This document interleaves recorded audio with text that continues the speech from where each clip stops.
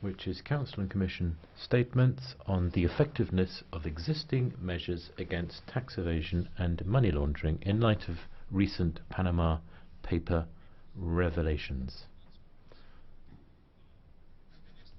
And Minister Hennis-Plasschaert has the floor again. President, honourable members, about the Panama Papers, I would like to start by saying that all this demonstrates yet again the need to continue our fight against tax fraud and money laundering. It is too early, unfortunately, to have a full analysis of the Panama Papers, but all of us are, as you are, examining their implications and the responses to be given. National governments have announced investigations. In discussing what the EU can do, I will distinguish the tax aspects on the one hand and anti-money laundering on the other. Now on tax in particular, action needs to focus on two policy strands. Firstly, access to information, and secondly, measures that can be applied to remedy cases of fraud. The Commission anti-tax avoidance package, presented in January, provides an important basis to implement internationally agreed standards in binding EU law. As regards access to information, internationally agreed standards on transparency and exchange of information have been developed by the OECD. Significant progress has been made in the recent years. However, not all international players have totally committed yet to playing a fair game, and this is clearly the case for Panama. In order to ensure efficient tax transparency, we need everyone on board. And the EU, as a major international player, must speak with one voice to convince its partners on the international stage to adopt the standards agreed by the majority. The EU itself is committed to the issue of exchange of information. We have gone even further than the OECD standards, and many consider us as front runners, which is good news. We have adopted a directive on administrative cooperation that was recently complemented to cover tax rulings exchange, and which will soon cover country-by-country reporting between tax administrations as proposed in the Commission anti-tax avoidance package. The Council has already reached agreement on this country-by-country reporting, and I would very much welcome the European Parliament to adopt its opinion as soon as possible. Clearly, we will not stop here. The Commission adopted today a proposal on public country-by-country reporting of multinational accounts to increase transparency, and this proposal will obviously receive the full attention of the Council. The Presidency will definitely strive to have swift progress on this proposal. Now, to come back to the revelations, I would like to speak of what we can do beyond increasing exchange of information in order to fight tax fraud and avoidance, as well as money laundering. In January, the Commission issued a communication on an external strategy for effective taxation as part of the anti-tax avoidance package, amongst others proposing a common EU listing process to respond to third countries that refuses to respect tax good governance standards. The Presidency is striving to react swiftly to these proposals, explicitly taking into account the Panama Papers. Also in January, the Commission anti-tax avoidance package contains a proposal for a directive laying down rules against tax avoidance practices, the Anti-Tax Avoidance Directive, which is currently being examined. Now, some of the rules put forward in the draft directive could be of use, considering that we are also talking about abusive forms of legal tax avoidance. So again, the need for a swift agreement on this directive is stressed. The Presidency is striving to reach an agreement on this proposal during this semester, and I do hope that we can count on you, Parliament, as well. Finally, I would like to draw attention to the ongoing work of the Code of Conduct Group in Business Taxation in fighting harmful tax regimes. The group is committed to promote the adoption of the Code of Conduct principles in third countries. The group has worked successfully on Switzerland, and the Commission is continuing its dialogue with Liechtenstein on behalf of the group, and other countries outside the EU should be involved in the near future. Now, Mr. President, let me turn quickly to money laundering. This issue, which is closely linked to the financing of terrorism, is also very high on our agenda. In February, in reaction to the Commission's action plan on the fight against terrorist financing, The Council agreed to proceed swiftly with the implementation of a number of measures which will contribute to combating both terrorist financing and money laundering. Let me outline the ones which are particularly relevant in the context of our discussion today. Firstly, ministers emphasised the need for identification of third countries with strategic deficiencies in the area of money laundering or countering terrorist financing. As you are aware, in accordance with the fourth Anti-Money Laundering Directive, Member States should apply enhanced due diligence measures on financial flows from and to these listed countries. In February, we called for the identification process to be completed by the 1st of May. Here, however, we are in the hands of the Commission. We know that our sense of urgency is shared by the Commission, who is working hard on this matter, and we do hope that it is also shared by the European Parliament. Secondly, ministers underlined the importance of speeding up the implementation of the anti-money laundering package, which the European Parliament and Council adopted last year. Our shared objective is to aim for completion of this process by the end of this year. Thirdly, we have undertaken to further improve the cooperation and exchange of information between Member States' financial intelligence units. Fourthly, we called on the Commission to propose by June certain targeted improvements to the fourth Anti-Money Laundering Directive. Furthermore, we have asked the Commission to explore the possibility to introduce limits to large cash payments and to consider, together with the European Central Bank, whether appropriate measures might be necessary for high denomination notes, such as the €500 bill.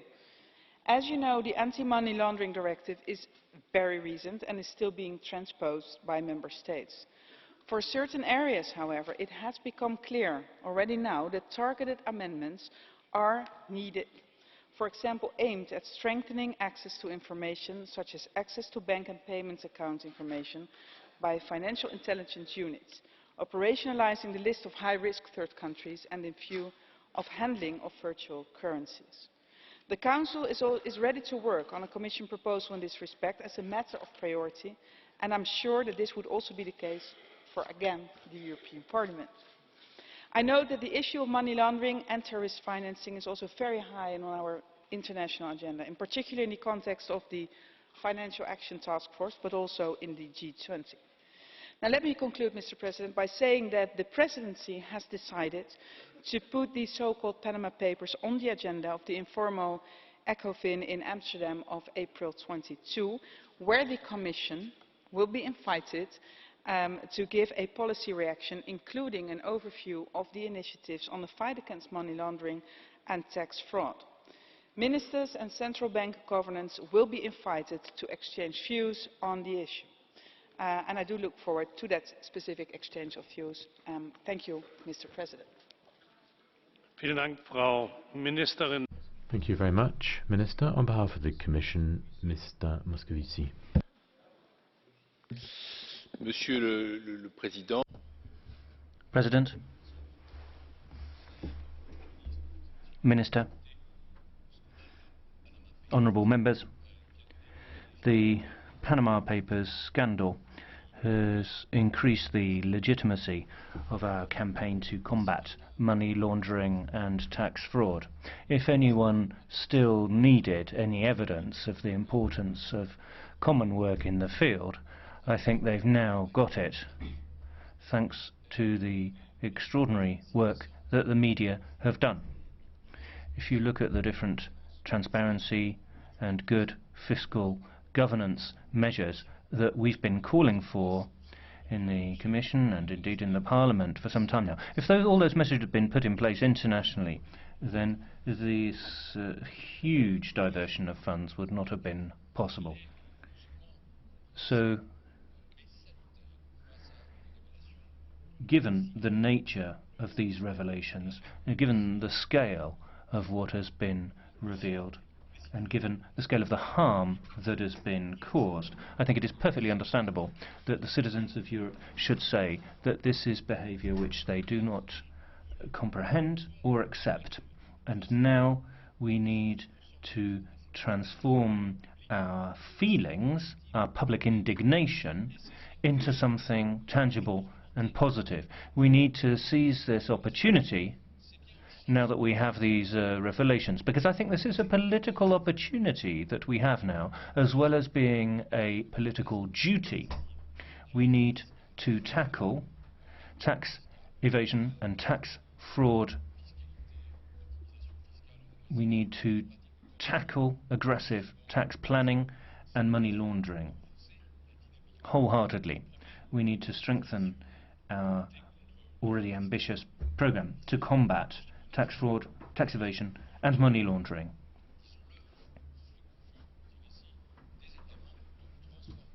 We need to call on member states to turn their fine words into tangible action and clear political commitment. Although I don't need to say that to you here in the Parliament. There's a whole raft of measures that can be taken now to strengthen Europe's defences against tax fraud. This is an opportunity to step up cooperation with our international partners too, so that we can bring greater pressure to bear on problematic jurisdictions, tax havens as they're known, so that we can ensure that we have a more transparent, fairer taxation regime worldwide, respecting our own standards for the prevention of money laundering. Some has been achieved already, so I don't think we should stop at self-flagellation. We should also say, yes, we have achieved something with transparency. We are not starting from scratch. We've taken significant initiatives about improving the fiscal environment for citizens and companies. Over the last few months, we presented 3 tax reform packages. Firstly, legally binding measures to avoid abuse of tax regimes. The idea is to prevent artificial offshore structures being used to avoid payment of tax, which unfortunately happens all too often. Control foreign corporation rules as well, to allow member states to ensure that any benefits which have been artificially diverted to another jurisdiction, giving rise to a zero tax base very often, can be brought back into the country in question. And this is something we've learned a lot about in the Panama Papers. We also have ambitious proposals to increase transparency in taxation around Europe, with an automatic exchange of tax data between tax administrations and companies in different countries. And we are also making progress with taxation transparency outside the EU, working with third countries.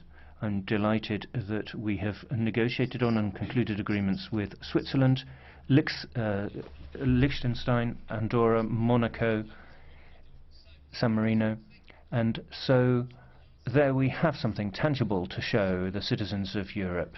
Banking secrecy is dead in the water. It's beginning to disappear in Europe, and I think that is a significant step forward. We also have a proposal to put forward a common pan-European list of tax havens. That's part of our external strategy for effective taxation, as presented last January. Taking all of this together, you have a significant package for combating tax evasion, which is now on the table in Council. We have new initiatives on the basis of this new demand for transparency in Europe for individual bank accounts and relating to banking secrecy in Europe. One example, for instance, as of 2017, member states will automatically exchange significant amounts of data about bank accounts to prevent fraudulent persons from hiding money in other countries. As of today, a few minutes ago, the Commission has decided to push the limits of fiscal transparency even further. Multinational groups are now obliged to provide country-by-country reporting. I've attended enough debates here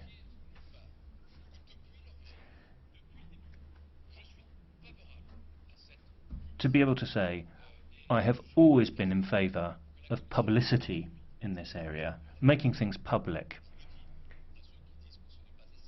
Some people say we don't go far enough. The EU will be the first economic zone in the world to have country-by-country reporting of business activities. Mr. Lamberts is shaking his head. You know as well as I do, sir, that the OECD has proposed that there should be limits on that to exchanges between tax administrations. I can imagine that some of you in this debate will be asking questions about the 750 million threshold as we have in the OECD, and also the limited geographical scope, not going beyond the EU. We do have aggregated data for the rest of the world, but you will also have noted that we will have detailed data on multinational firms' activities in tax havens, which I think is relevant too. So it is a significant first step, and I would like the European Parliament to welcome it as such. Although, of course, we will continue working together. So we have achieved significant progress in relation to certain tax initiatives, rapid agreement on 2 transparency proposals, for instance, but there are other significant measures that are still on the Council's table. I think the Panama Papers are a wake-up call to Member States to say that they should be as ambitious as Commission and Parliament in combating tax fraud, and we need to reach an agreement soon on these new European proposals for combating tax fraud.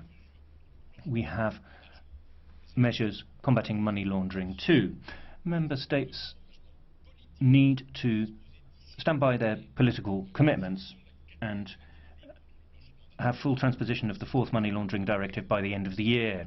What that directive includes, inter alia, is the identification of true ownership of trusts and companies.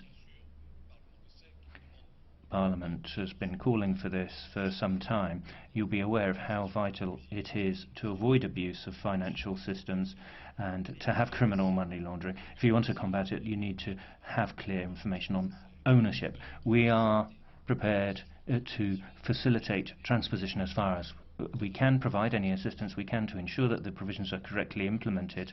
But let's be honest about this. You know as well as I, and I turn to the Presidency of Council here too,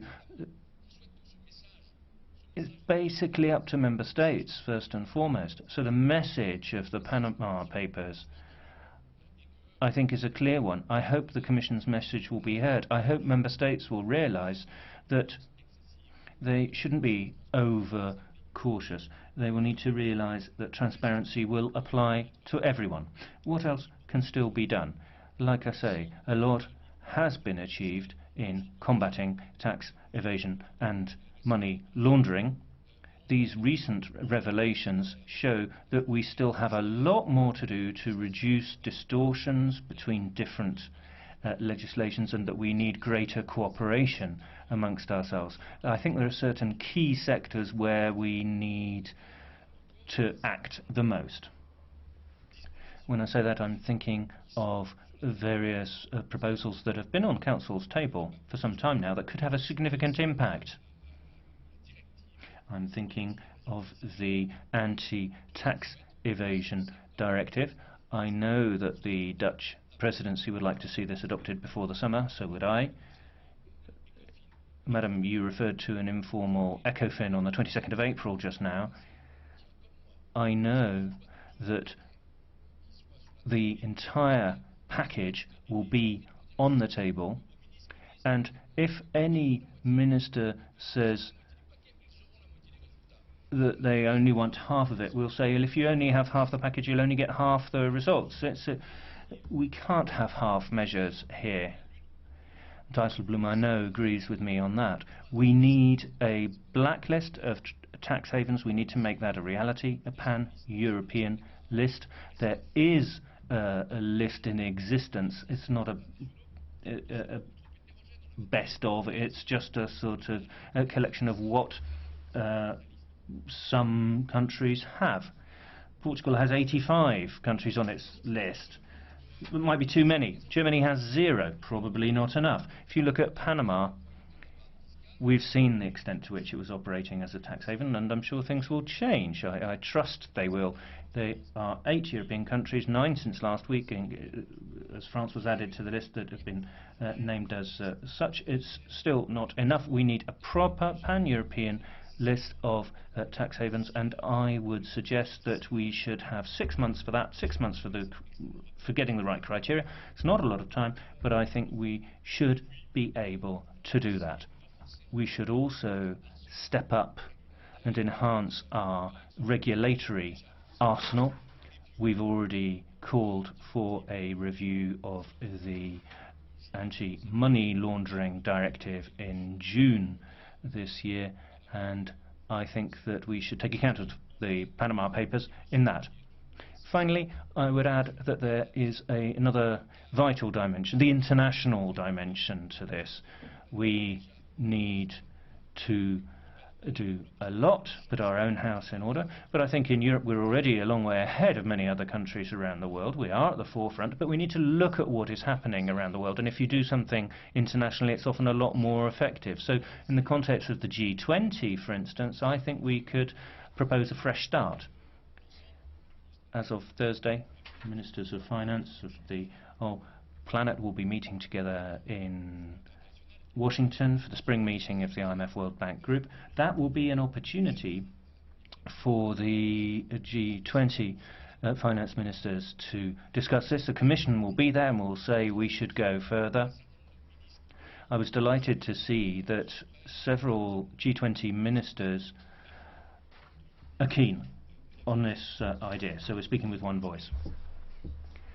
I wanted to make a few introductory remarks to give you some idea of the additional measures that we could put in place to deal with offshore arrangements, opaque arrangements, anonymous arrangements, all the kinds of things that we've been hearing about in the Panama Papers revelations. I know that we can count on Parliament to give input into the discussion, to support our ideas and to support the political impetus that I would like to give to the next stage in our agenda. And I can tell you that you can also count on the Commission in this area. Let's be honest, we are natural allies in this field. From time to time there may be a slight difference of opinion, we may look at things in a slightly different way, but basically we're fighting on the same side, we're defending the same cause. And I think we should be able to work hand in hand. Of course we each have different sensitivities, of course that's true, but I hope that by working together we will be able to meet the expectations, the quite justified expectations of our citizens who were shocked at the revelations, as many of us were. And so I hope that today will constitute a step forward in that process too, and over the next few weeks and months I'm sure we will go further. It may have crossed my mind that there wouldn't be a lot for me to do in the taxation field but before the end of my term of office. Well, that impression has certainly been dispelled. Thank you very much. Now for the EPP group, Mr. Zalba Bidegain.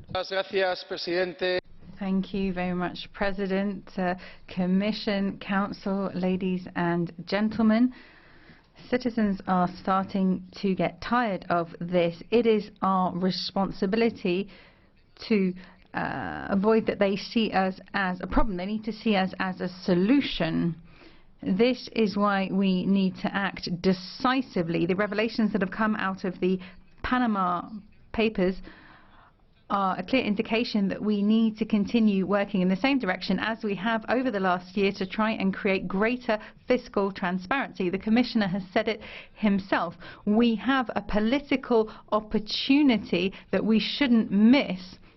I have no doubt, Commissioner, that we will support you in the measures you have proposed today and those that you will propose in the future to fight decisively against tax fraud.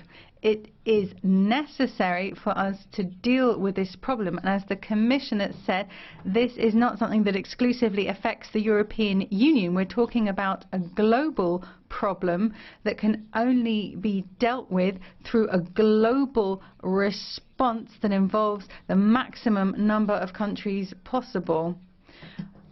Of course, setting up a company in Panama isn't illegal, but what can be illegal is what you do with that company, and it's our responsibility to avoid these companies being used in a way as to perpetrate tax fraud.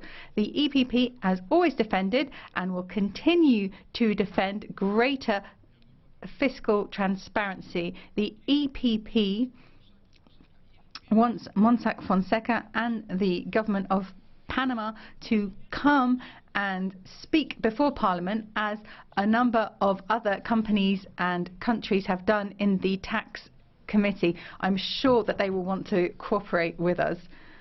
We cannot allow lawyers or countries to use these types of models to avoid paying tax at the expense of other countries. The Commissioner has defined this very clearly. This is just robbery. Thank you very much. Das Wort hat jetzt für die Sozialdemokraten. Thank you very much. Gianni PITTELLA has the floor now for the Socialists and Democrats. Thank you, President. We've seen trillions of euro that should have been in the EU's coffers. We've seen mafia-like groups moving huge sums around. That's the ugly side of our financial capitalism, a corrupt capitalism that's been infected by these kinds of practices. So we should have zero tolerance of tax evasion. We should have zero tolerance of tax havens. And for that reason, I call for an investigation committee of inquiry to be established in this Parliament so that we can do our utmost to fearlessly combat tax evasion, to be unstinting in our efforts to do that. We could have an international consensus and move forward with combating tax evasion. The Commissioner, Mr. Moscovici, has referred to several of the key points. As Socialists, we had voted on several points of good governance with the Juncker Commission, and I'm delighted to see that the Juncker Commission and Commissioner Moscovici is moving forward with that. But I would ask you to go further, to be bolder. Even with country-by-country reporting, it should be extended to all countries in the world. We've seen positive efforts, we welcome them, but we feel we should go further. We should be bolder. We need to tackle this cancer at its source. So we call on the Commission to move forward with information and inquiries. We have the trade secrets report, but we need to move towards a greater harmonization of tax bases for companies, a blacklist of tax havens, penalties for companies who are evading taxes. We need to make this a priority of work both in the Commission and the Parliament. Mr. Pittella, there's a question from Mr. Casa for you. Will you take the blue card? Thank you, Chair. I respect Mr. Pittella. He's an honest politician. He has integrity. I agree with him when he says we have to have zero tolerance for those involved in this scandal. However, I would like to know from Mr. Pittella how we can pass from words to action. We have one European government involved from the European Parliament, a minister from a European country, and a chef of cabinet of a European country. They are coming from the Socialist Party. However, we do not have to regard parties now, but what is right, what is truly in the interest of European citizens. Thank you. I'm not discriminating between different groups. I don't think it's a party political issue at all. It's about being very clear and doing something across the board. I'm saying we should have clarity across the board. Thank you very much. Next is the ECR, Mr. Lucke. Mr. President, ladies and gentlemen, there's a big scandal going on here, no doubt about it. The Panama Papers have brought it to light, but this is something that we've known about for quite a while, and we have to ask ourselves why we hadn't stepped in earlier. If you keep finding that water flows out of your saucepan because of a hole, you have to wonder why somebody hasn't got a new saucepan. Now, there are lots of different possibilities to avoid or evade tax or engage in money laundering, but why? And we have to wonder why the financial authorities haven't realized, or maybe they did know for a long time in all different countries, that there has been this kind of tax avoidance and tax evasion and money laundering, and whether perhaps they reported to the ministries of finance a long time ago, and in which case why didn't the ministries do something about it a long time ago? There's been a huge failing of politics. Governments have known for a very long time, and in each country of the European Union it has been known that this kind of tax avoidance is taking place, and that, ladies and gentlemen, is the real scandal. Thank you very much. For ALDE next, Mrs. Goulard. Thank you very much, President, Commissioner. I am pleased to see that the Dutch presidency is sending us the defence minister. Are we going to fight tax avoidance with military means? So I welcome her presence. More seriously, though, this is an issue which the ALDE group is very divisive on. We need to have an investigation on this. I think we need to go more into depth on the work that the journalists have already done, that Mr. Moscovici paid tribute to. We need to better understand what's happened. We need to see if we really have all of the information available. So it is investigative work that we need to do together with companies, but also private individuals are involved here as well. I think it's very important that the Econ Committee looks at these tax issues. We need to give this its due importance. We need to look at tax proposals in these areas, and I welcome the new proposals, the communications that we have got from the Commission today. There is another issue raised by Mr. Pittella, which is important with the criminal aspect of this money laundering. So here we need Libe or a jury to deal with these particular competences. It's not enough just to put things on paper. Looking at supervision and possible sanctions, this is certainly something that should be gone into more depth at a global level. I have an own initiative report on our work in global bodies in this area, and we need to really fight to have these sanctions put in place, and we need to see that at a global level as well. We are, of course, willing to work with you, the Commission and Council. It's a serious issue that I don't think will be disappearing any time in the future. Thank you very much, Mrs. Goulard. Next, Mr. De Masi for the GUI Group. When we deal with the Panama links, we're talking about organised crime of the rich and the powerful. Mossack Fonseca has worked with German Bank and others to launder dirty money. We're talking about the banks of Islamic State. They continue to use the international SWIFT system. This dirty money is being used to finance the attacks in Paris and Brussels. What society we have when we look at the Panama list: Russian pimps, Ukrainian oligarchs, President Poroshenko, the British Prime Minister Cameron, FIFA, of course, the wife of EU Commissioner Cañete, and the Front National. I have my own name on my letterbox, and the majority of people are paying tax on every cent they have earned. But we have the very few super rich who want a bigger slice of the cake, and that means taking it away from others. That is simply common thievery. The debate on Panama has led to a lot of hypocrisy. Germany, if we look at the finance secrecy indexes, 5 places above Panama. They are against a public register of the beneficial owners of shell companies. Banks in Germany shouldn't worry about money laundering. With the 4th EU money laundering directive, nominee directives of shell companies are going to be legalised. Cameron has made a clear exception for himself when it comes to offshore trusts. He's putting his money in there. The Netherlands are not taxing financial flows to tax havens. The US have Delaware, and they're boycotting information exchange. Are they all going to be on the blacklist of the EU? The US has said clearly what Switzerland and Liechtenstein need to do. They talk about having taxes on financial flows to tax havens, having criminal sanctions for companies, banks that provide help to those who are trying to avoid tax have their license taken away. Are we going to have an open register of these shell companies?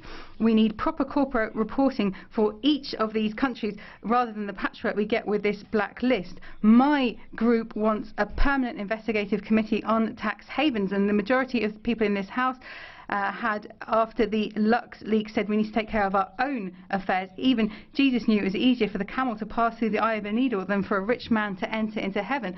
But rich people don't need to get into heaven because they have their own form of paradise in tax havens. We need to do away with these tax havens once and for all. Das Wort hat jetzt für die grüne Fraktion. Thank you very much. Next for the Greens, Mr. Lamberts. Thank you, Mr. President. Colleagues, our fellow citizens are getting the feeling that democracy is only working for the benefit of the few. And I'd like to draw to your attention the fact that 10 days after the Panama Papers scandal hit the news, the day after tomorrow there will be a directive which, under the pretext of protecting commercial secrecy, is going to make the work of journalists and whistleblowers impossible, and this is an insult to good sense and to democracy. I would add for the attention of Mr. Moscovici that what we are talking about here is I mean, there was a sort of lightness of tone, but I really don't feel like laughing. LuxLeaks was 3 years ago. A year and a half ago, LuxLeaks came fully to light. 16 months ago, the obligation of country by country reporting was imposed on all banks throughout Europe without distinction of which country. And in all that time, the European Commission has been playing for time. You didn't want country by country reporting. It was addressed to all companies in all countries. You didn't want it. I'm sorry. There was no argument, sir, and I'm looking you straight in the eye here. There is absolutely no argument that holds water that would limit country by country reporting to some companies in some countries. You've got no argument there. SME between Belgium and France, how many employees, how much tax is paid in each country, how much of their turnover in which of the countries in France and Belgium. Don't tell me that they don't have the data, because if that were the case, it would be the companies that would be badly managed. Even a small transnational company has that data, and there is no country in which we could not cover this.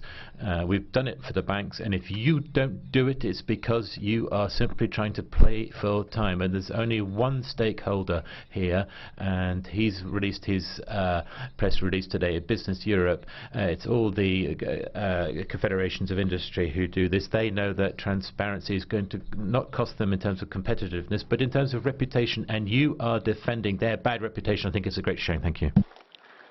Das Wort hat jetzt Next for the EFDD, Mr. Wolf. Thank you, Mr. President. On the release of the Panama Papers, we have once again seen the usual outcry from politicians saying that rich are not paying their fair share of tax. Like Mr. Moscovici here in his speech before us today, he wants to make the rich pay their fair share. Well, Mr. Moscovici, you are one of those rich. You earn over 20,000 euros a month. You have a residence allowance of 3,000 euros a month, a 600 a month expenses allowance, a pension people would only dream of, 300,000 euros a year.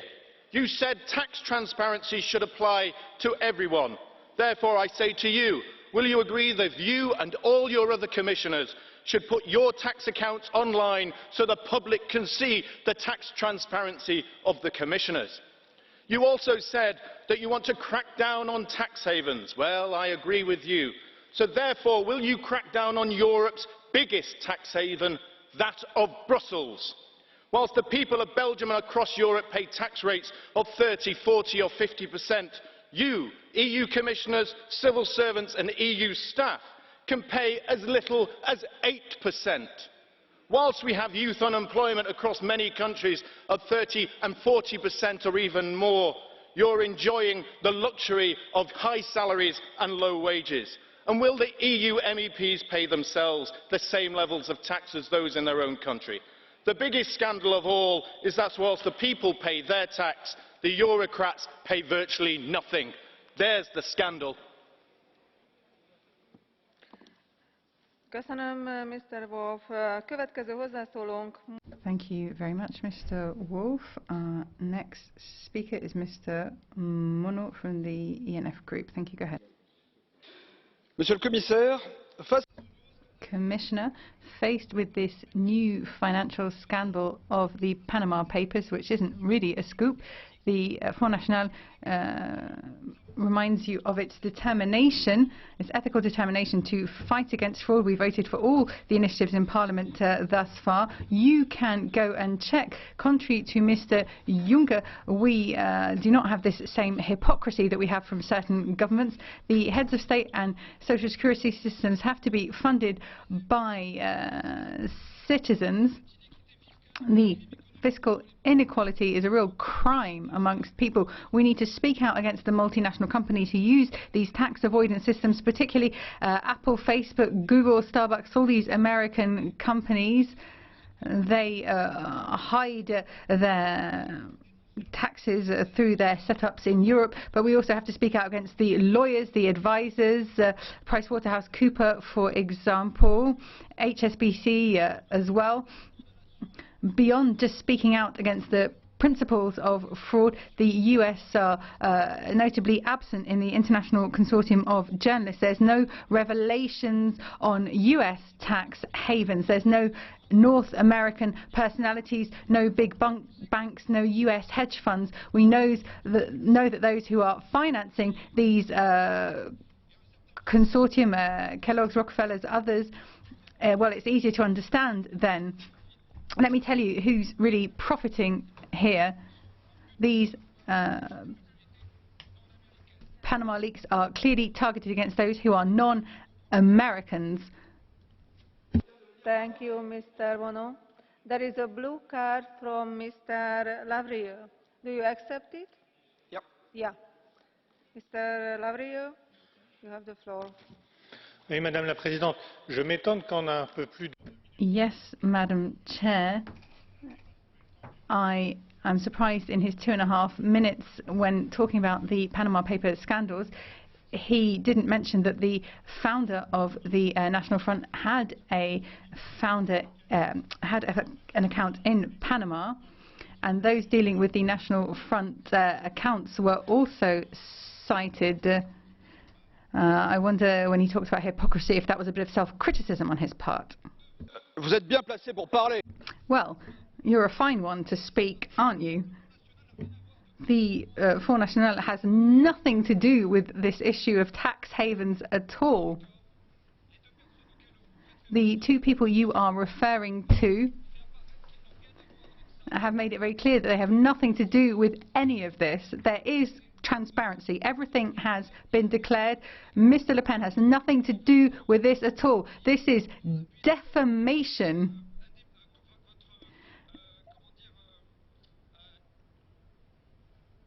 Képviselőtársaim, kérem maradjunk csendben, nyilván ez is egy... Okay, colleagues, a bit of calm, please. This is just another opinion. Mr. Fontoulis has the floor. The recent revelations concerning the offshore companies in Panama confirmed what we already knew or we suspected. The political order of Europe is following the example of the corrupt businessmen. many representatives of these classes think that they're above the law, at the same time imposing austerity on citizens, and they appear as crusaders against tax avoidance. So these amounts have they been taxed? Do they come from illegal activities? What of these amounts are legal? It's very serious, and those who are responsible should be held accountable. We should move to discover all those who have accounts on offshore companies, because the names that have been leaked are just a small amount compared to the total amount, a small percentage. We have to take measures to avoid the repetition of the phenomenon. The offshore companies do not have another objective, but in order to help the rich not to pay what they should pay, their due. Now, do we have any benefit by having these companies? Is there any reason for them existing? The answer is there is no such reason. That's why we should move to the prohibition of the activities of offshore companies. Any company wants to be active in Europe should have a tax, should be taxed in Europe. And companies that do not have any reason to exist should stop existing, but I think that there is no political will for such measures, because as we've seen recently, a large percentage of these companies belongs to politicians. Thank you. Mr. Fountoulис, also there is a blue card from Mr. KORWIN-MIKKE. Do you accept it? Yes. Yes. Chciałem zapytać, czy nie uważa pan, że jeżeli Bank Europejski okrada Do you not think that if the European Bank is stealing 80 billion every month, isn't it right that citizens such as Robin Hood steal back themselves to get this money back? Isn't that fair? I agree fully with you. The European Central Bank is robbing the European citizens of their money. And at the same time, as has been proven by Panama Papers, politicians have put a lot of black amounts, let's say secret amounts, they have paid into these companies. Thank you. Következő hozzászólások, egyéni hozzászólások a képviselőcsoport vezérszónokai után. Next speaker is Mr. Niedermayer. Mr. Chair, I believe that Panama Papers scandal confirms the need to take a bold and efficient action to improve the fairness and efficiency of taxation. The reason is not only in money that should be collected by the budget, but in the credibility of the government and also fairness at the market. It should be also noted that there are some differences between Panama Papers and LuxLeaks. First of all, in Panama Papers we are mostly dealing with individuals, not with the firms. I believe in Panama Papers we are more looking at the tax evasion, not so much tax avoidance, and sources of the money on Panama accounts likely are not always the clean. Also, it should be noted that the many cases in Panama Papers are a little bit older. I am saying that because the big difference is that in the area of the tax manipulation described in Panama Papers, many actions were taken in the last few years. I am talking especially about automatic exchange of information and improvement of anti-money laundering. So that's why I would like to call on the Commission to make the review if the measures adopted are sufficient, and eventually what are the missing elements in the regulation that are dealing with the problems described in the Panama Papers. Also, I would like to encourage the Commission to continue in the tax agenda, especially in the area of corporate taxation and improvement of VAT collection. You have my full support. Thank you. Köszönöm, képviselő úr. Elisa Ferreira. Thank you very much. Mrs. Ferreira next. Thank you very much, Madam President. The Panama Papers revelations make it quite clear once again how much effort has gone into investigation, how much work has been done by whistleblowers. Remember LuxLeaks.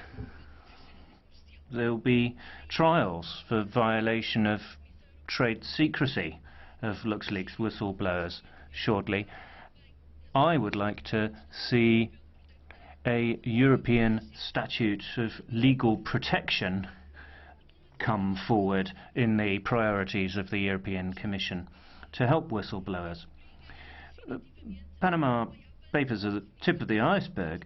We're now getting a clear picture beginning to emerge of tax havens, and we need to have sanctions for those who engage in abuse. I'm looking at the Commission not to point the finger and criticise, to praise in fact, but also to say please be bold, and to turn to Council and say please be bold with your work, because given the scale of the scandal, Council has not been acting quickly in relation to taxation issues.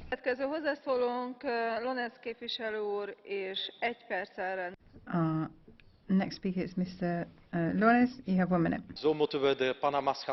Thank you very much, Madam. It's with determination that we must react to the Panama Papers scandal. Citizens expect that tax will be paid, and we have to fight this tax avoidance, and we must support any efforts to bring that about. We don't have tax imposed. Some people would appear to want to have transparency, but if you're self-employed, you might pay 3/4 of your income in tax. Now that's not acceptable, so you can't put taxes up to that end, and even that appears not to be sufficient for governments. Debts are building up. Nobody wants to lend money. The European Bank keeps screwing their rates down, and more that happens, the more the tax goes up, less interest in our accounts. Everybody's got to pay their fair share, even if they'd really rather send it all down to the coconuts palms in Panama. Mr. Toyer next. From the ALDE Group, you have 1 minute. Thank you very much, President, Commissioner, colleagues. The Panama data leak is the biggest, talking about 11.5 million documents here. We've known about tax havens for years, but the sheer proportions here are staggering. We're talking about the business elite, actors, directors, politicians, sportsmen and women. The impression that the citizens have is that politicians have not decisively acted here because there are politicians involved, and if they get that impression, that is really very serious for democracy. So I think we need to make it very clear from the European Parliament that we are working for European citizens. Tax is an important basis. We have not been blind to tax havens. We've asked for clear measures. We've called on the Commission to put forward a clear definition and to put package of measures on the table. There are some things which have been proposed, but it's not enough, and we need more competences for the Tax Committee. Thank you. The next speaker is Mrs. Matias. You have 1 minute. Thank you, Madam President. Commissioner, if the Panama Papers are just the tip of the iceberg, I would say that actually we should be talking about ourselves, and we should be talking about the existence of tax havens. Nobody likes tax havens, but nobody wants to do anything about it, and nobody wants to get rid of them. So if we're to have tax harmonization, will we really ensure that small and medium-sized companies are not trying to avoid taxation? There are actually countries such as the Netherlands, Luxembourg, Belgium, Madeira that operate as tax havens, and because we have so many tax havens in Europe, it's actually a major problem for Europe, Mr. Moscovici. The fact that we still have tax havens in Europe is something that means that we're sending out a message to citizens that if you manage to avoid paying 100 euros in tax, you're a criminal, but if you manage to avoid paying 100,000, you're an entrepreneur. Mr. Giegold. Commissioners, colleagues, I think it is important when we look at that scandal that this is not mainly a tax scandal, it is a money laundering scandal, and which has tax consequences. Most of the activities which have been uncovered are already in violation, as far as Europe was concerned, of existing money laundering law, which is in place since 2005. And therefore we have to be serious about implementing existing legislation. I was informed by a whistleblower who was in touch with the Commission for years to insist that existing money laundering legislation is not implemented in reality.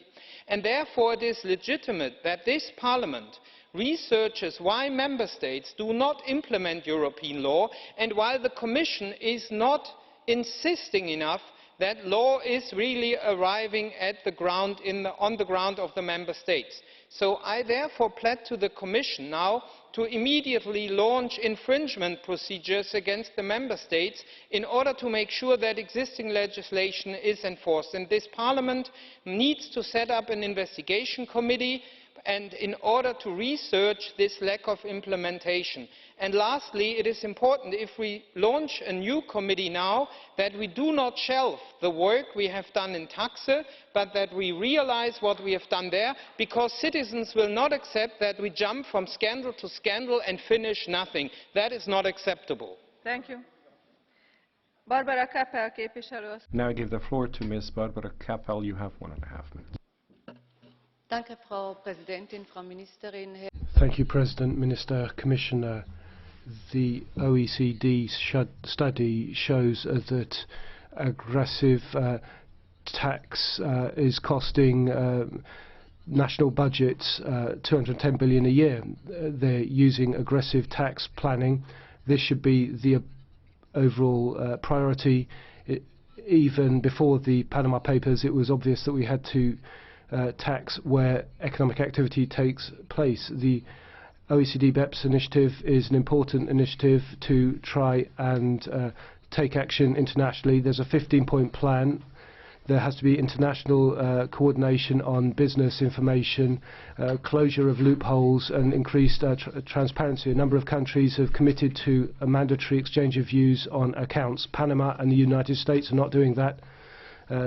Delaware is the tax haven #1. It has more letterbox companies than people. North and South Dakota and elsewhere have the requirement only of an email address to register a company. What's happening at the beginning of this year is an important contribution. So is the Econ report on more transparency and avoiding tax intransparency, country by country.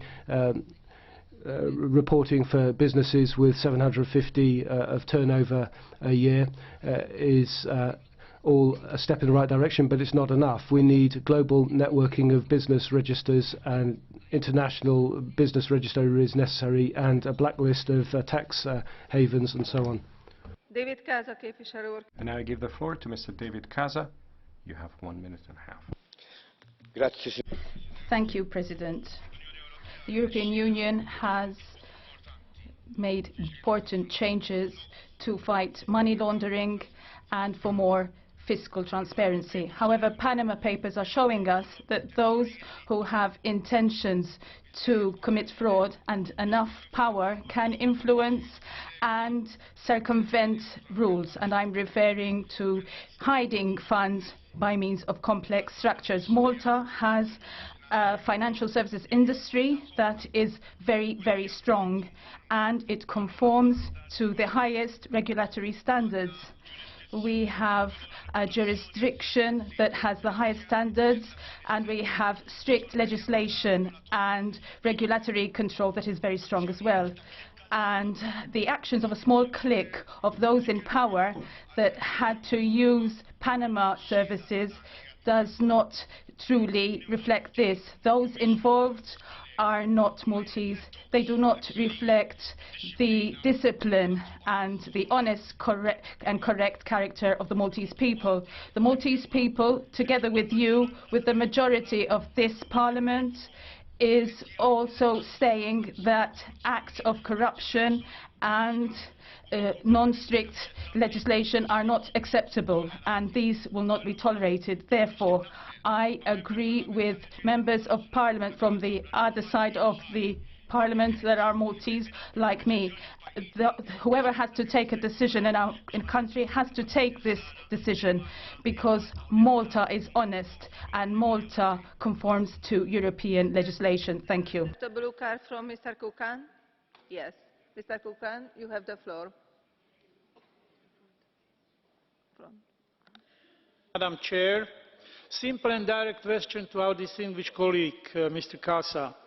Can you confirm, or is it true that there will be a non-confidence vote in Malta in its government exactly because of the Panama Papers? Direct answer, please. Thank you. Yes, President, I confirm that the opposition has asked for a no-confidence vote in government. We are not interested in a new election. We are not interested in being part of government because there are still 2 years. But I think that the Prime Minister and the Minister responsible for this scandal should resign.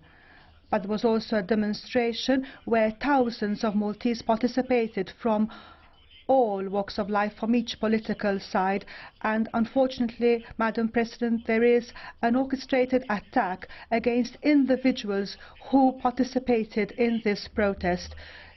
People who were serious people, honest people, who have done a lot of good to Malta, and this is a great scandal, another scandal to have a government which permits such attacks on individuals. Thank you. The next speaker is Mr. Simon. You have 1 minute, sir, please. Colleagues, in the course of the last year in Europe, we've done a lot more with regard to taxation than we ever could in the past.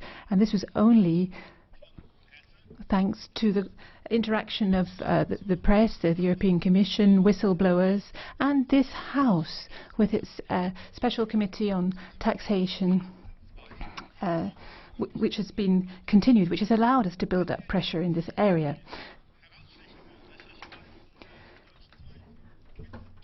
If we look at what the Süddeutsche Zeitung has done now with Panama Papers, you see that we've arrived at a new dimension. Individuals and associations have been named, and we as Parliament need to find a way of keeping up the pressure to move forward. It's time that we set up a committee of inquiry that would give us the necessary instruments, together with the Commission, to keep up the pressure on the Member States over the long term, to ensure that they develop the political will to do something together with us in order to stop further gaps in the legislation. Thank you. And I give the floor to Ms. RUOHONEN-LERNER. You have 1 minute. Kiitos, arvoisa puhemies. Thank you very much, President. We had LuxLeaks, WikiLeaks, now we have the Panama Papers. How many more revelations do we need to have before we do something finally about tax evasion? Surely we don't need any more. We've had more than enough. We need to do something, and we realize that there is a will for this amongst the public on a very wide basis. Global problems require global solutions, and the European Union alone can't tackle tax evasion, but it absolutely must take all the action that it can. It must seek to achieve global transparency.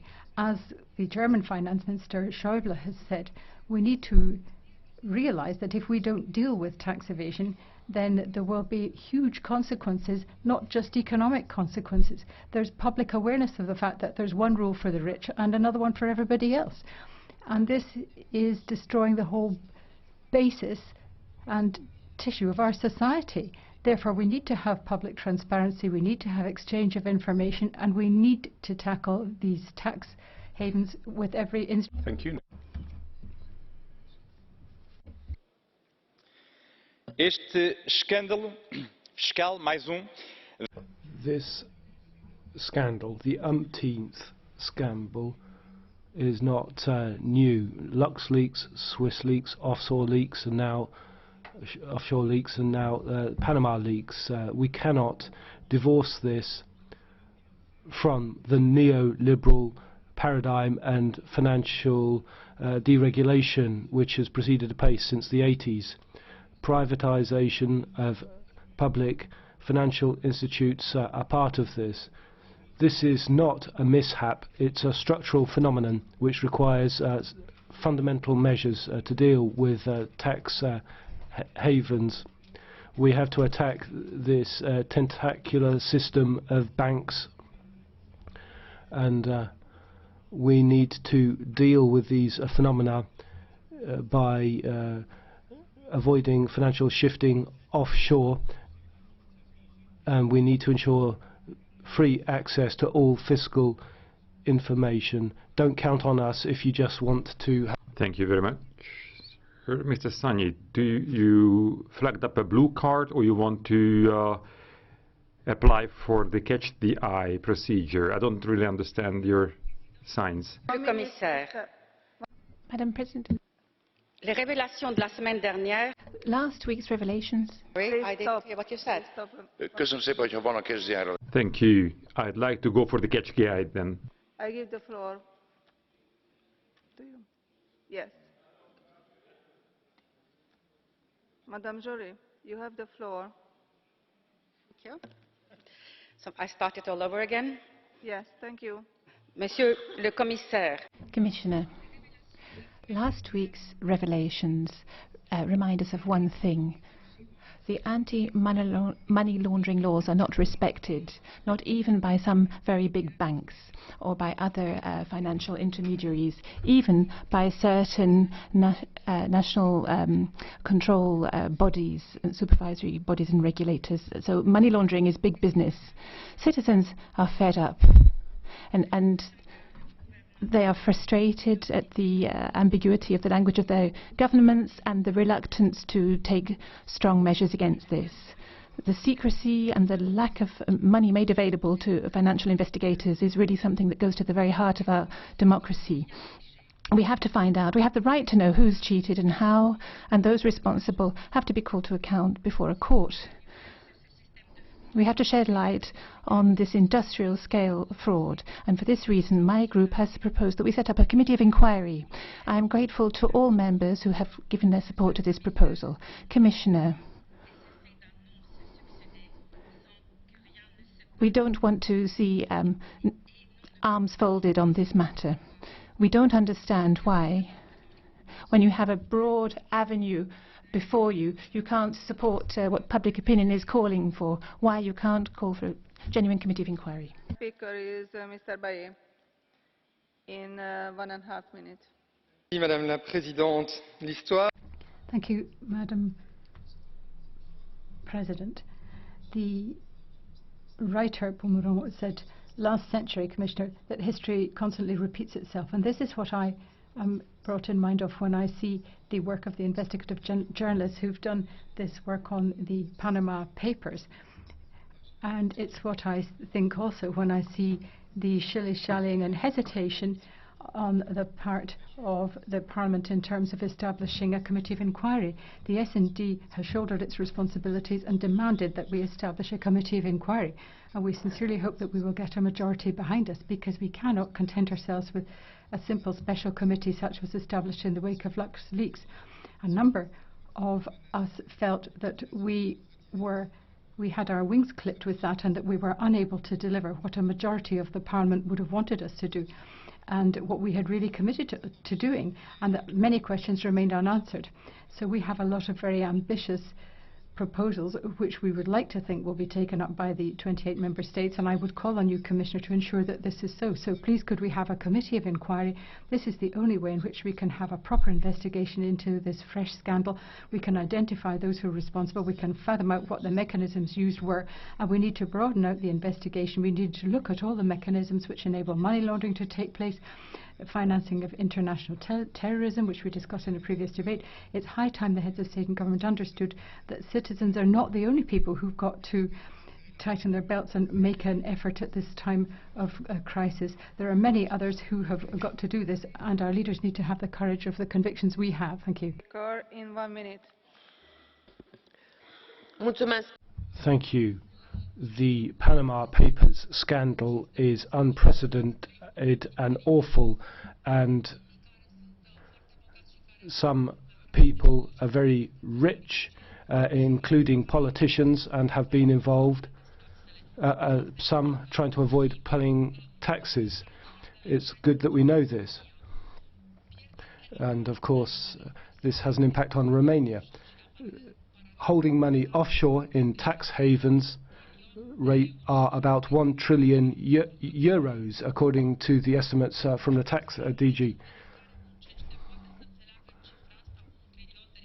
It's hard to get an understanding of 1 trillion euros. All that we understand is that there is a moral problem here, and business people are taking €1 trillion away from investment, and this at a time of economic crisis. There are people who are dying of hunger and cold and lack of pharmaceuticals. This money comes from tax evasion and should be confiscated. The next speaker is Mr. Urban Crespo in 1 minute. And please, everyone should keep in his or her time slot, dear colleagues. Gracias, Presidenta. Thank you, Madam President. Ladies and gentlemen, it seems that what the European authorities are most concerned about is not the scale of tax evasion revealed by the Panama Papers, but that the names of the evaders have been made public. Names which include distinguished European politicians, people who claim to be patriotic, but they keep their money outside their country, or direct family members of such people, such as a relative of Mr. Arias Cañete, which calls into question the Commission.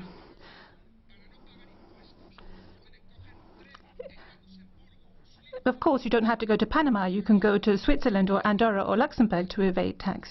But on top of that, to find that you have the assistance of big European banks that have assisted tax evasion on the part of their clients. And it seems rather a coincidence that in the same week that we are debating the Panama Papers, a directive is being presented that is strengthening the protection of trade secrets, which can have an effect on whistleblowers. We must remember. Thank you. The next speaker is Scott Cato in 1 minute. Thank you, Chair. The debate on the Panama Papers has so far focused on corrupt politicians and downright criminals who have hidden their wealth or laundered money. But at the heart of this scandal are the British overseas territories, and they're crucial to the global network that facilitates tax avoidance. More than half of the companies that appear in the files, 113,000 in total, were registered in the British Virgin Islands. It is the relationship between these overseas territories and the City of London that facilitates tax avoidance by the wealthy. David Cameron has sought to portray himself as the champion of tax transparency, yet we have seen him personally intervene to water down provisions to control money laundering and to exclude the very sort of trusts that we now know he has benefited from. By enabling tax avoidance by the wealthy, the legal limbo land of British overseas territories is depriving us of public revenue at a very time when the NHS is showing record debts and services to the disabled and vulnerable in my country are being slashed. So much for the slogan, "We are all in this together." Köszönöm, képviselőasszony. Kofod képviselő következik. Thank you, Madam. Mr. Kofod has the floor for 1.5 minutes. Thank you, Madam Chairman. Panama Papers give a rare insight in how a corrupted global elite plays millions of money in offshore tax havens. It casts lights on secret structures in Panama that can be used for tax dodging, money laundering, corruption, terrorist financing. And remember, this is only the top of the iceberg. One law firm, Mossack Fonseca, one country, Panama, but there are many others out there. Knowing that at least 8% of private household assets are hidden away in tax havens, knowing that corporate profits from many of the biggest multinational corporations on this planet are shifted to tax havens.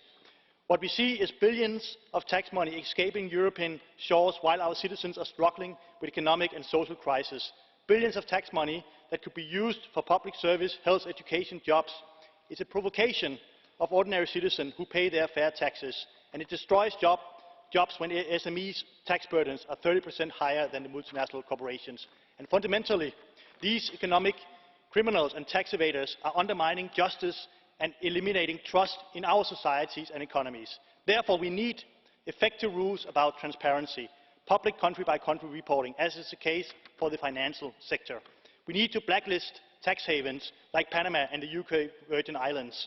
We need an easy way to identify beneficial ownership by public registration and end secrecy around all types of entities, including trusts.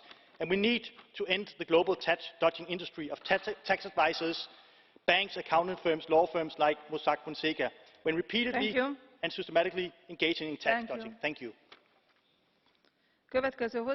Next speaker is Mr. Mélenchon in 1 minute.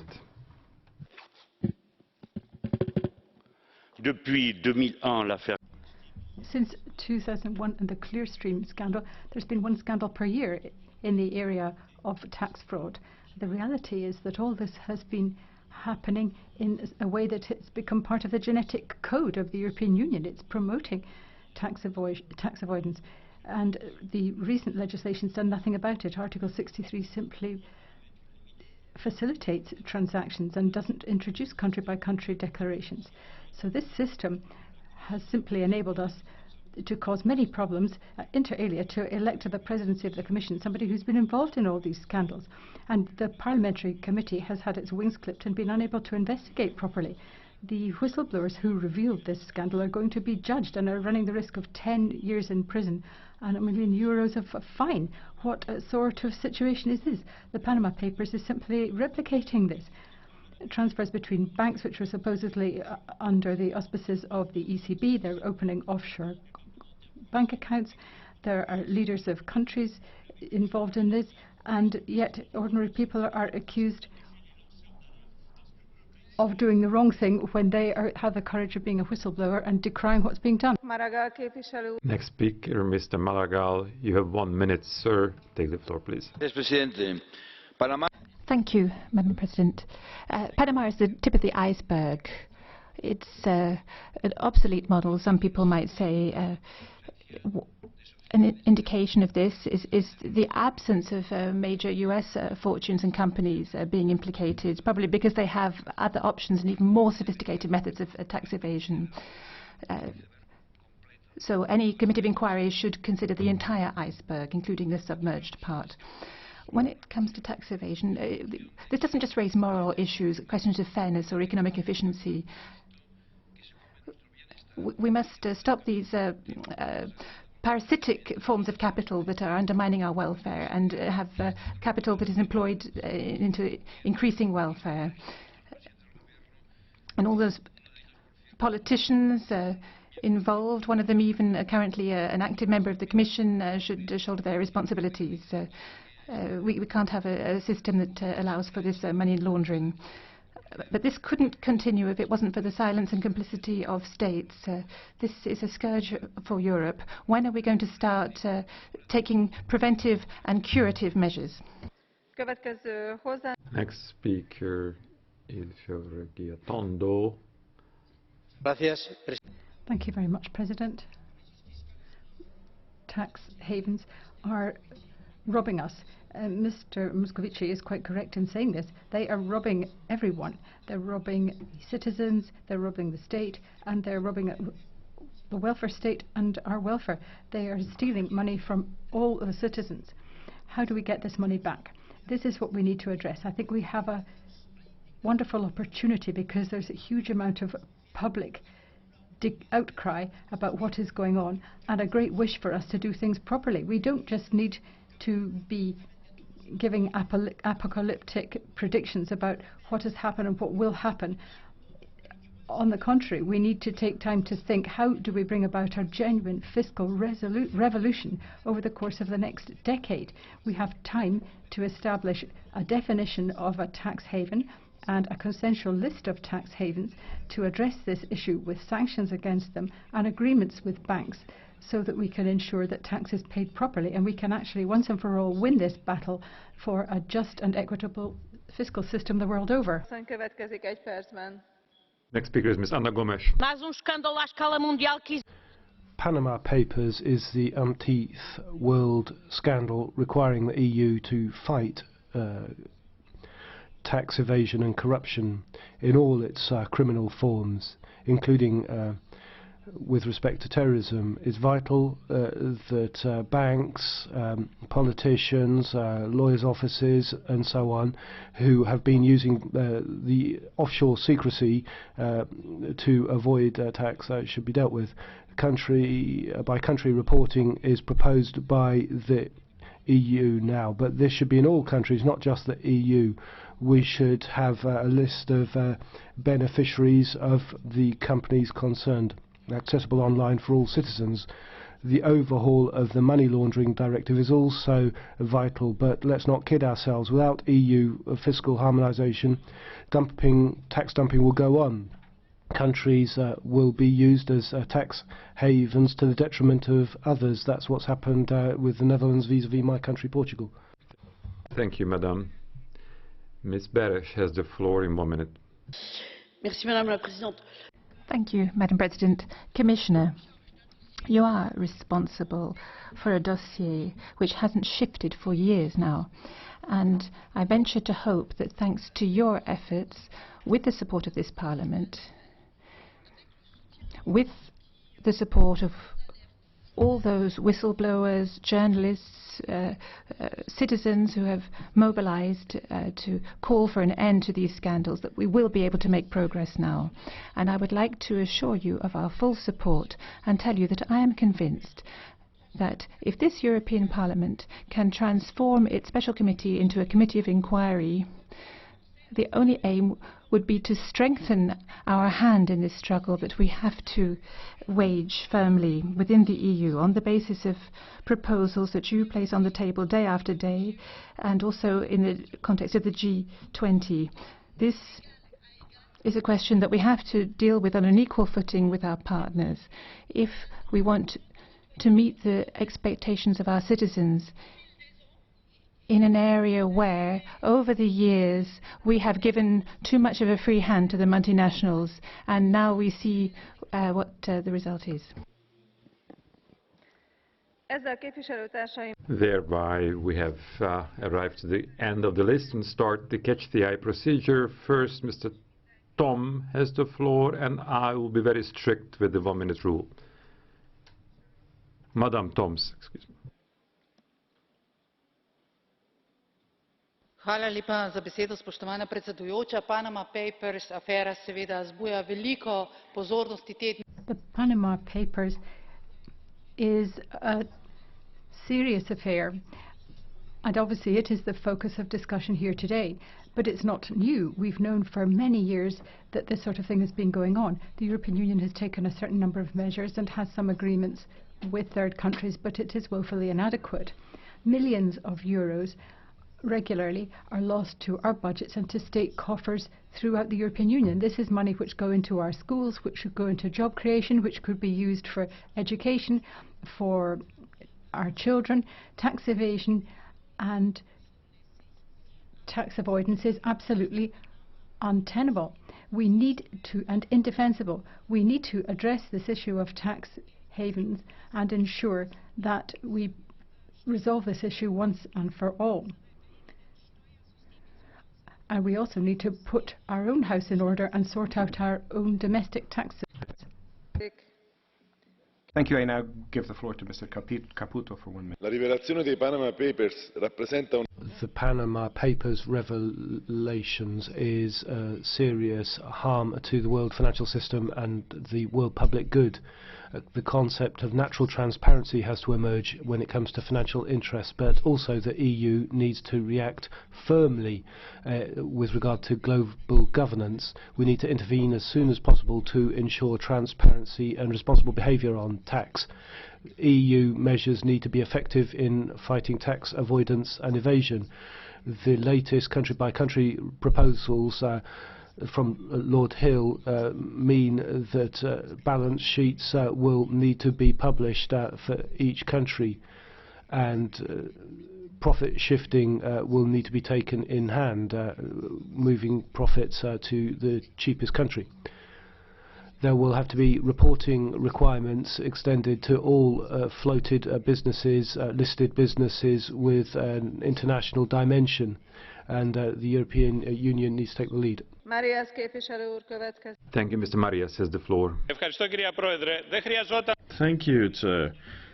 Of course, we didn't have to wait for the Panama Papers in order to find out that large multinational companies are avoiding tax through transfer pricing and other tricks and moving away the profits in offshore tax havens. It is estimated that the amount hidden over there is from $7 up to $20 trillion annually in the world. So in the EU we're talking about 50 to 70 billion euros per year, and it seems that in those practices we had many companies from the banking sector such as Societe Generale and Deutsche Bank, as well as other companies like Siemens. For the so-called investments of the European companies in those countries, the EU is responsible. We need to have an EU-wide system in order to stop this tax dumping that is taking place in Luxembourg and the Netherlands.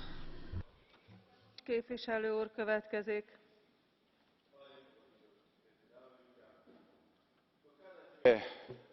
Prevaranti biti brži od nas? Do kada će lopovi biti brži od nas? Do kada će teroristi... Well, criminals, robbers move faster than we do. How long will it stay like this? What can we do?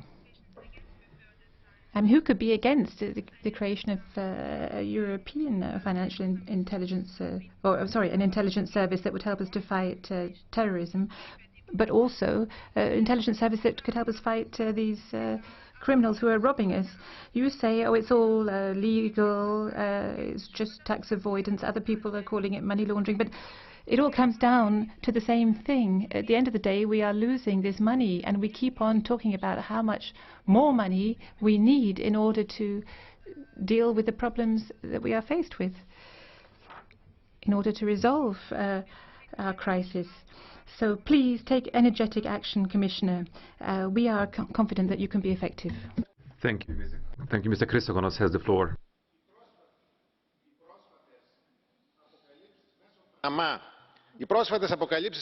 These recent revelations through Panama concerning money laundering as well as tax evasion on a massive scale mean that the EU has to act now in cooperation with any non-European countries that are willing to follow us.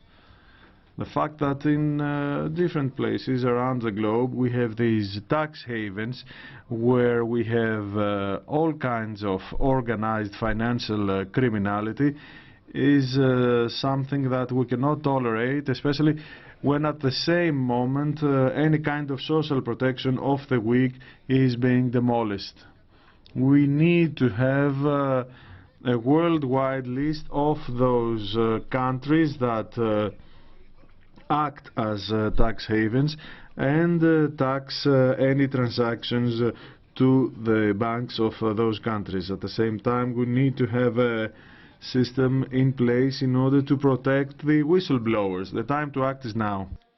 Sargentini képviselő asszony következik. Ms. Sargentini has the floor now. Thank you, Madam President.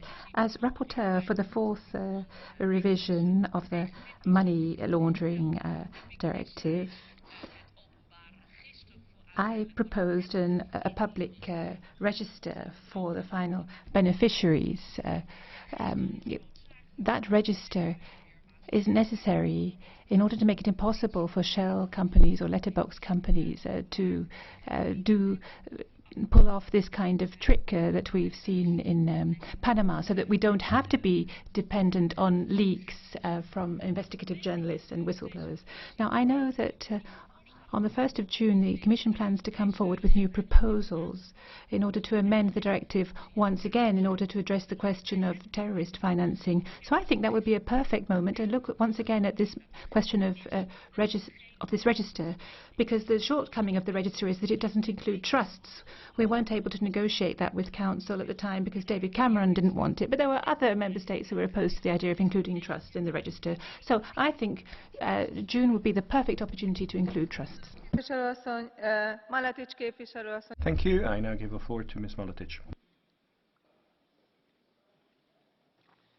Zahvaljujem predsjedavajuća. Otkrića iz panamskih dokumenata potaknula su više država da otvore istrage. Svima je A number of countries have been carrying out some degree of investigation in this.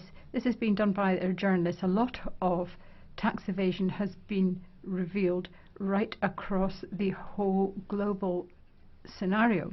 There is, of course, a huge amount underlying these Panama Papers. It is genuinely only the tip of the iceberg.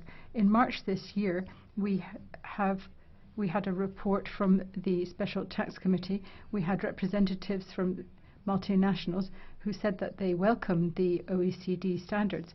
They will, of course, help to achieve greater transparency across the fiscal systems, but they also said that there is too much secrecy still across the whole fiscal spectrum. The Commission has now taken further steps and is recommending trying to tackle some of these issues.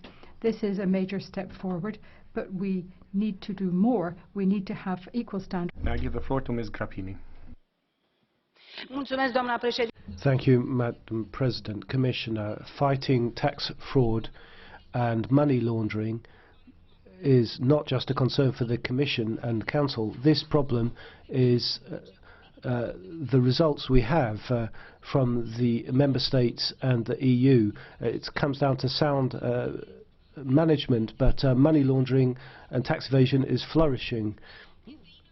It's unacceptable that citizens of the Member States can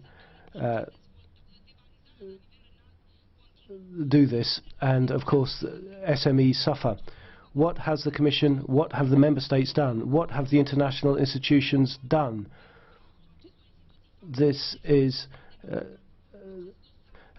terrible, what has been revealed in the Panama dossier by journalists. We need firm action to deal with this set of infringements with tax evasion and money laundering, and we should confiscate the money and stop them operating in the economic... I give the floor to Mr. Sani. Thank you, Madam President. Ladies and gentlemen, dear colleagues, I fear that we are faced with a greater challenge than one would realize from today's debate. As a person who reads newspapers, I can say I would not be able to point to a major European company that would not have an offshore company. Banks, major firms have offshore businesses, which means that an incredibly high percentage of revenue in Europe goes untaxed, and that is why we now have 1% of the world's population owning almost all the wealth in the world. Thank you, sir. And thereby we close the Catch the Eye procedure. Commissioner, you have received a lot of questions, proposals, critiques. Obviously, this is a hot issue. We are all waiting for your answers. Merci, Madame la Présidente. Merci, Mesdames et Messieurs les... Thank you, President. Thank you, ladies and gentlemen, for this excellent debate. It has shown us right across the entire House that there are shared sentiments endorsing a robust method of tackling tax evasion and money laundering by the Commission and the institutions in general. The Panama Papers have shown us, if there were any need for further illustration of this, that we need to have a coordinated and robust approach, an ever stronger approach to trying to eradicate tax evasion, to deal with money laundering within the European Union and indeed beyond the confines of the European Union at a global level. These are major problems. They will require extensive responses of a political nature and of a transnational nature. And this Commission is committed to achieving that. This Commission is united and determined. There are a number of commissioners who share this responsibility for putting together this package, and we have united our considerable forces to try to put together a package of initiatives which are even more ambitious than we had indicated previously. They're in the pipeline. We have a number of amendments coming forward to the directive on tax evasion and money laundering, and they'll be available by June. This will further strengthen our proposals and our attempts to prevent this phenomenon and to eradicate these issues at the root. We will be trying to deal with the issue of anonymity, and we will be trying to produce a coherent response to deal with all these problems in the European Union, but also in third countries. Ms. Jourova will be speaking to you in due course in further detail about all the relevant details. We will also be returning to the CCTB issue, which is one we've been dealing with for some while, and before the end of the year we will have further proposals on that, which again will be targeted towards dealing with tax evasion in the internal market. We're going to put forward a table of proposals which will enable the various different regimes in third countries to be identified, and that will be a first step in our establishment of a common blacklist, which I mentioned when I spoke previously. We will also continue to work closely with our international partners, with all of them, and I'm thinking of, for example, the OECD, the G20, FATF, because it's absolutely essential that the commitments that are made are actually translated into standards of good governance which apply globally.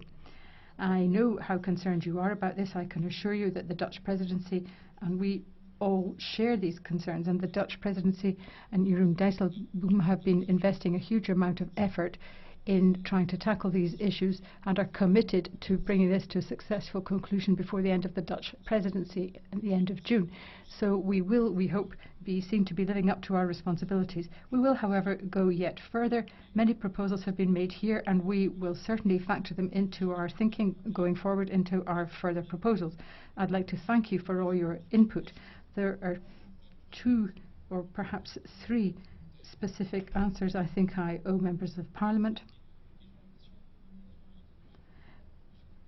Slightly different from one to the other. Mr. Lucke was asking why the Commission hadn't acted earlier. Well, the Commission was working on these proposals and had, for example, recommended automatic exchange of information on tax rulings as a proposal which would be implemented in the foreseeable future. But we have brought this forward and we have upped the pace of work on this. In the wake of the Panama Papers, we'll be working ever more closely with the European Parliament. You are our allies. We have the same convictions to try to deal with this as quickly as possible. Mr. Wolf, with his customary elegance, raised a number of issues. For example, talking about specific tax havens, and he was talking about the 47,000 staff in the European Union and the staff and the commissioners in the European Union who didn't pay the requisite amount of tax. Now, this is utterly scandalous, might I say, that we pay tax. Of course we pay tax. The idea that a commissioner has a tax-free salary or a member of the staff has a tax-free salary is completely, absolutely and utterly wrong. And this is true of every single member of staff of the European institutions. We all pay tax. We pay them on a European Union basis into the budget for 2014 to 2020. We will also be saving over 4 billion in our expenditure, and it is funded in some part by contributions from our salaries. We're also cutting our staff, and we pay between 8% and 45% in tax contributions, which is considerably above some tax thresholds in certain countries. And I'm not talking about tax havens. And I would like you to stop engaging in this sort of demagoguery, please, because otherwise I'm going to have to be even more forceful in my response to this sort of question. Mention's been made of issues happening in Great Britain and certain members who have been convicted for fraud with public money. Now, frankly, I think this is erroneous in the extreme, and I think it's in bad taste to speak in this sort of tone. And I think really to be saying that we need to put our own house in order first. So I'm very unhappy with those comments, and I hope I've made that clear. Mr. Lamberts, you are an expert in these matters, I know, but I think that some of the exchanges that we had were perhaps not of the most helpful. And it's a pity that Mr. Lamberts isn't here either when I'm answering his question. It would be useful to await my answer, I'd have thought, if you have concerns about my proposals and what I'm saying. I was upset by this this exchange of views, because I don't think it was really particularly pleasant, and it's not a laughing matter, because effectively he's saying that the Commission is simply standing idly by and is basically in the pocket of various lobbies. But he hasn't produced any evidence of that, and I can assure there's nothing further from the truth than this, because we have put forward proposals to deal with CBCR which are further reaching than those of any other international institution. The threshold that we're putting forward is above the OECD threshold.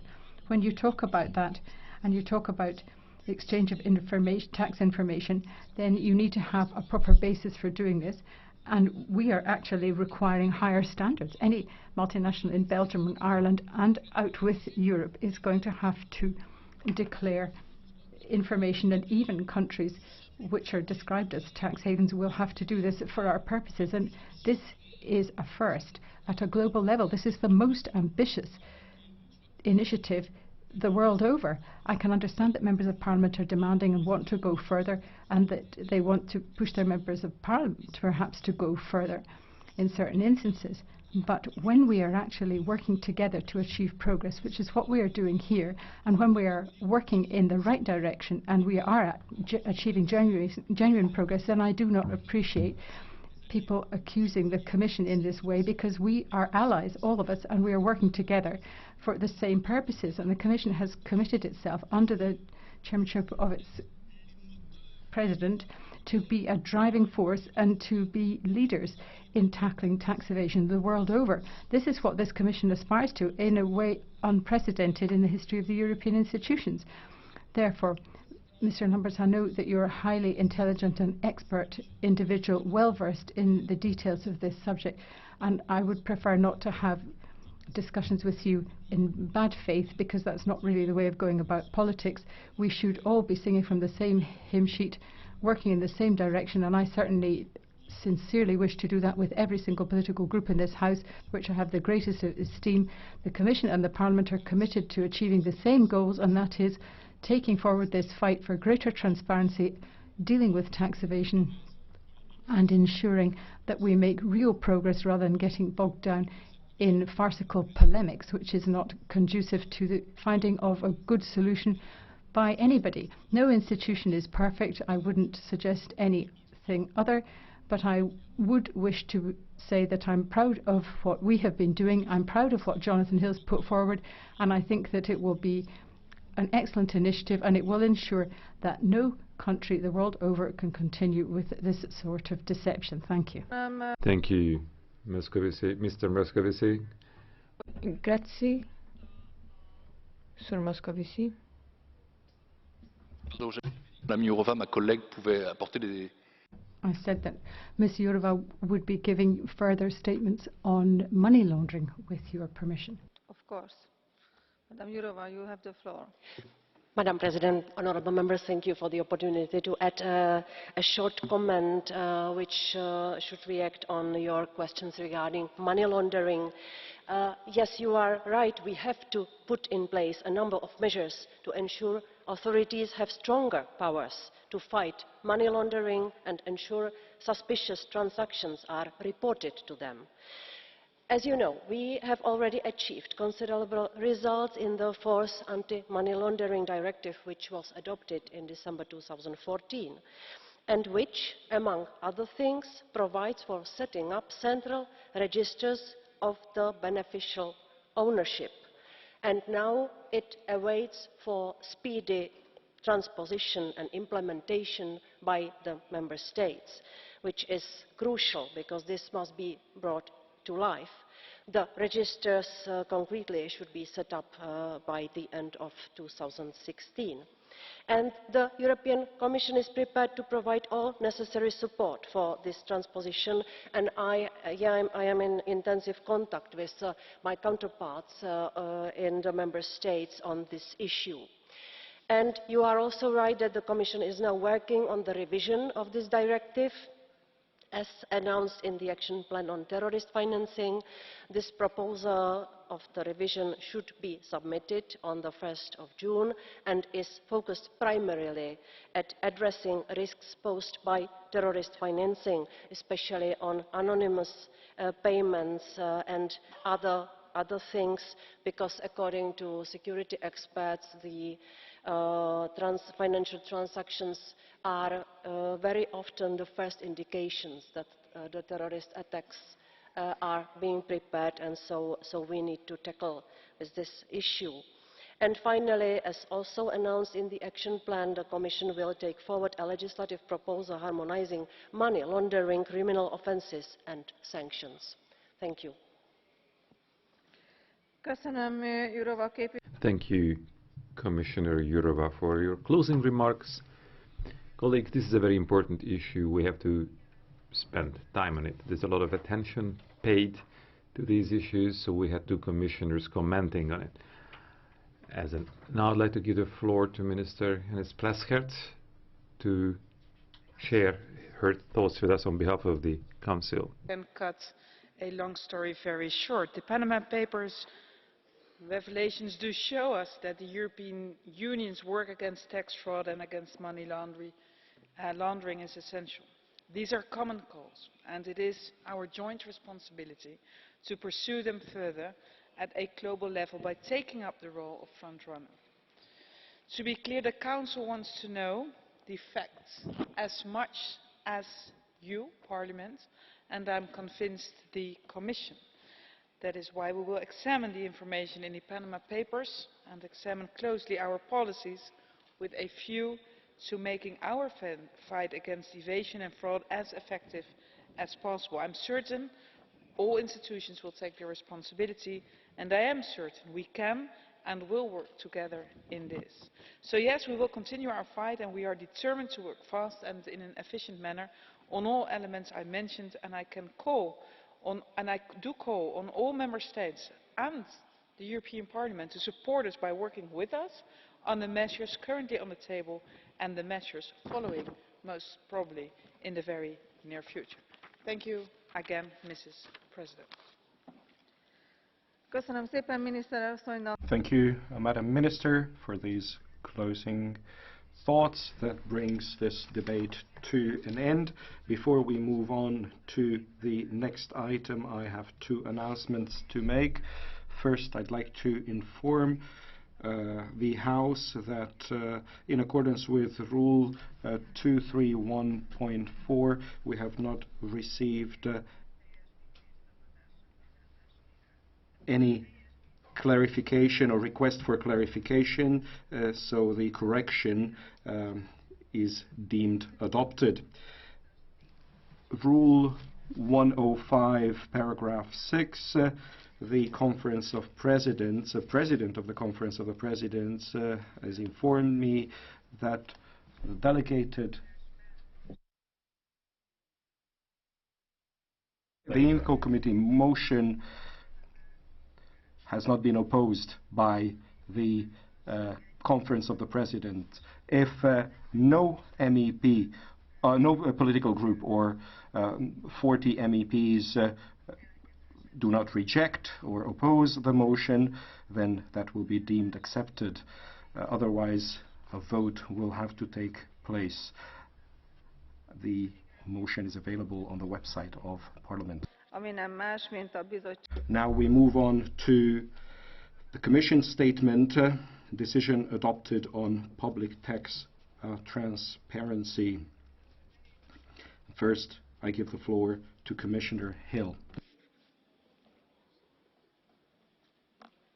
President, thank you. And I think we just heard in that last debate that it's been a long-standing priority for the Commission to work to make sure that taxes are paid more where profits are generated. And I think we heard from Commissioner Moscovici both the range of the measures that have been taken and the passion with which he's pursuing it.